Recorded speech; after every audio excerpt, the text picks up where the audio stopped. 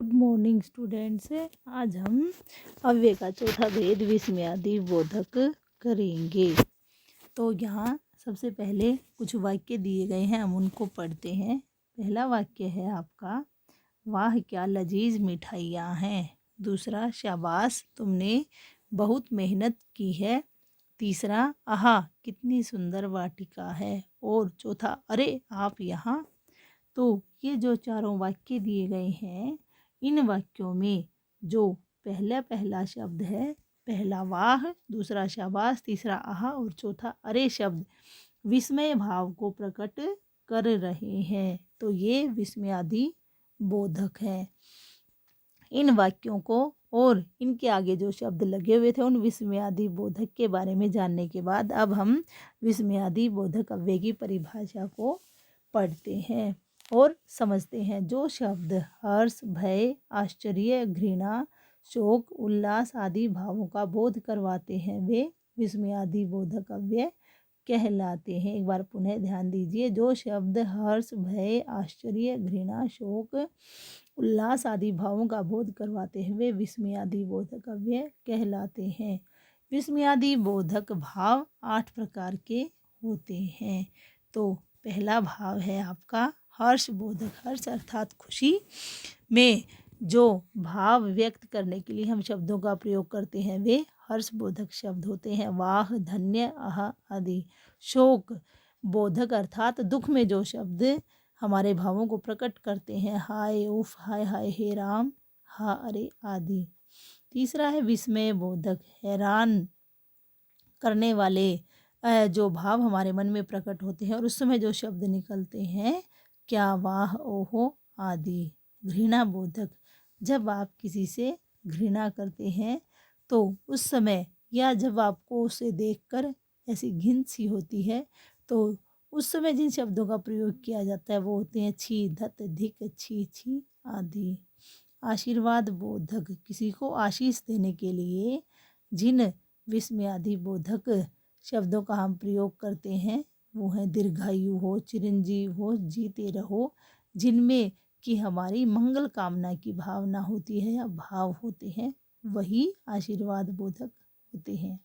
संबोधन बोधक, जब आप किसी को संबोधित करते हैं बुलाने के लिए, कुछ कहने के लिए, तो वहाँ पर ये संबोधित करने वाले भाव के जो शब्द हैं वो संबोधन बोधक होते हैं। अगला है भय बोधक, जब आप डर जाते हैं किसी चीज़ से या आपको भय लगता है उस समय जो शब्द आपके मुंह से निकलते हैं, बाप रे, तो वहाँ आपका जो है भय बोधक शब्दों का प्रयोग होता है। अगला है स्वीकार बोधक, जब आप किसी चीज़ को स्वीकार कर लेते हैं या आपको वो सही लगती है और आप उसके लिए सकारात्मक उत्तर देते हैं तो उस समय जो शब्द प्रयोग किए जाते हैं, जी हाँ, ठीक, हाँ हाँ, अच्छा, बहुत अच्छा आदि। तो इस प्रकार हमने विस्मयादि बोधक के 8 प्रकार के शब्द यहाँ पढ़े हैं। अब उसके बाद जो अभी तक हमने सारे अव्यय के जो 4 प्रकार थे उनके बारे में जाना, उसके बारे में एक बार दोहरान कर लेते हैं। तो सबसे पहला है आपका अव्यय शब्द सर्वनाम, वचन, कारक, क्रिया आदि के कारण नहीं बदलते हैं क्योंकि ये अविकारी होते हैं, इनमें कोई विकार नहीं आता है। दूसरा, अव्यय के 4 भेद होते हैं, क्रिया विशेषण, संबंध बोधक, समुच्चय बोधक और विस्मयादि बोधक। अगली बात है, क्रिया विशेषण शब्दों से क्रिया की विशेषता का पता चलता है, यही क्रिया विशेषण की परिभाषा भी होती है। अगली बात, संबंध बोधक शब्द संज्ञा और सर्वनाम का वाक्य के अन्य शब्दों से संबंध बताते हैं, जैसा इसका नाम है वैसा ही ये है, काम भी करते हैं, संबंध बोधक नाम है और अन्य शब्दों से संबंध बताते हैं।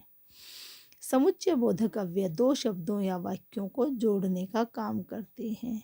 विस्मयादि बोधक शब्द वाक्यों में हर्ष, दुख, आश्चर्य, शोक आदि भाव प्रकट करते हैं। तो एक प्रकार से हमने इस अंतिम जो आपका संक्षिप्त सा विवरण दिया है, इसके माध्यम से पूरे अव्यय के 4 भेदों का यहाँ पर दोहरान कर लिया है। और इसके बाद हम अब इस पाठ के अभ्यास प्रश्न करेंगे। तो इन अभ्यास प्रश्नों के साथ ही आज हमारा अव्यय के 4 जो भेद है उनके साथ यह पाठ हमारा पूरा हो जाएगा। अब इसके बाद हम करते हैं अभ्यास प्रश्न। अभ्यास प्रश्नों में हमारा पहला प्रश्न है, दिए गए शब्दों का उनके भेदों के साथ उचित मिलान कीजिए। तो पहला बाप रे भयबोधक शब्द है। दूसरा चिरंजीव हो, अभी बताया था, आशीर्वाद बोधक है। तीसरा अरे, ये भी आपका शोक बोधक होगा। अगला धन्य धन्य हर्ष बोधक। उसके बाद बहुत अच्छा स्वीकार बोधक। और अंतिम धिक जो है वो आपका घृणा बोधक शब्द होगा। और मैंने इनके सामने क ख ग लिख कर भी आपको बता दिया है, तो आप इनका सही मिलान करेंगे। दूसरा प्रश्न है हमारा, दिए गए विस्मयादि बोधक के भेदों के लिए 3-3 शब्द लिखिए। तो प्रत्येक के सामने मैंने 3-3 शब्द लिख दिए हैं। आप इनको ध्यान से सुंदर और स्पष्ट लिखेंगे। तीसरा प्रश्न है हमारा, दिए गए वाक्यों में आए अव्यय शब्दों के भेद और उपभेद लिखिए। जो कि हमने विस्मयादि बोधक से पहले 3 भेद पढ़े थे, यहाँ पर उनके बारे में कहा गया है। सबसे पहले हमने अव्यय के 4 जो भेद थे, क्रिया विशेषण, संबंध बोधक, समुच्चय बोधक, उनके बारे में पढ़ा था। तो उनसे जुड़े हुए ही यह प्रश्न आपके सामने है। तो पहला, वह रोहित के कारण जीत गया। तो के कारण संबंध बोधक के साथ आता है और हेतुवाचक का यह शब्द होगा, अर्थात संबंध बोधक भेद और उपभेद हेतुवाचक होगा। अगला, धीरे धीरे क्रिया विशेषण में रीतिवाचक का यह शब्द होगा। अगला, और शब्द समुच्चय बोधक में संयोजक में उपभेद इसका संयोजक होगा। वाह वाह जो है आपका विस्मयादि बोधक में हर्ष बोधक के लिए आता है। अगला, लगातार क्रिया विशेषण में और कालवाचक होगा। अंतिम वाक्य बस के द्वारा में संबंध बोधक साधनवाचक होगा। अब उसके बाद अगला प्रश्न हम देखते हैं, अव्यय किसे कहते हैं, इसके कितने भेद होते हैं। अभी अभी हमने जाना है कि जो शब्द हर्ष, भय, आश्चर्य, घृणा, शोक, उल्लास आदि भावों का बोध करवाते हैं वे विस्मयादि बोधक अव्यय कहलाते हैं। और इसके 8 प्रकार होते हैं या 8 भेद होते हैं। फिर क्रिया विशेषण की परिभाषा अभी अभी हमने इससे पहले जो दोहरान किया था उसमें पढ़ी थी। जो शब्द या जिनसे हमें क्रिया की विशेषता का पता लगता है वो क्रिया विशेषण कहलाते हैं। और उसके 4 भेद होते हैं जो कि हम सबसे पहले भेद के रूप में कर चुके हैं। अगला प्रश्न है आपका, परिमाणवाचक विशेषण और परिमाणवाचक क्रिया विशेषण में क्या अंतर है। तो दोनों में एक चीज़ समान है, परिमाण, और उसके बाद विशेषण और क्रिया विशेषण शब्दों में यहाँ भिन्नता है। तो विशेषण के बारे में तो हमने पढ़ा भी था जब परिमाणवाचक विशेषण आया था कि वह किसी वस्तु के माप तोल के बारे में बताता है, वह परिमाणवाचक विशेषण कहलाता है। दूसरा, परिमाणवाचक क्रिया विशेषण में क्रिया के परिमाण का बोध होता है। तो यहाँ पर यही विशेष अंतर था इन दोनों के बीच में। आप उदाहरण यदि लिखना चाहो तो आपकी पुस्तक में इन दोनों में अंतर स्पष्ट करते हुए उदाहरण भी दिए गए हैं।